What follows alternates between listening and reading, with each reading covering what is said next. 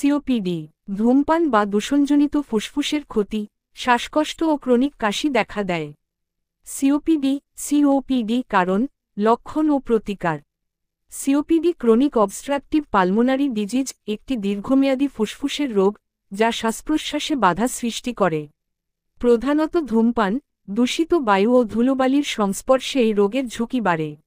বিশ্বব্যাপী কোটি মানুষ সিওপিডিতে আক্রান্ত, বিশেষত মধ্যবয়সী ও বয়স্ক ব্যক্তিরা। প্রধান কারণ, ধূমপান বা পরোক্ষ ধূমপান। মূল কারণ, বায়ু দূষণ, কারখানার ধোঁয়া, রাসায়নিক পদার্থ। জিনগত সমস্যা, যেমন আলফা-1 অ্যান্টিট্রিপসিনের ঘাটতি।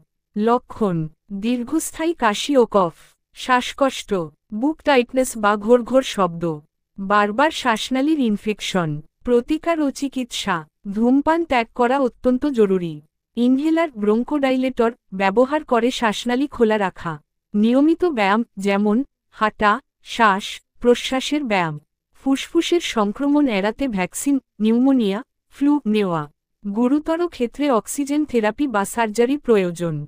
সতর্ক, প্রাথমিক পর্যায়ে রোগ শনাক্ত করে জীবনযাপন পরিবর্তন আনলে সিওপিডি নিয়ন্ত্রণ সম্ভব।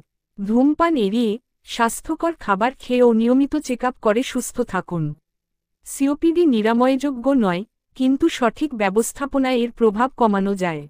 সচেতনতাই হল সর্বোত্তম প্রতিরোধ। আরও গুরুত্বপূর্ণ টিপস পেতে লাইক, কমেন্ট, শেয়ার ও চ্যানেলটি সাবস্ক্রাইব করে সাথেই থাকুন। ধন্যবাদ।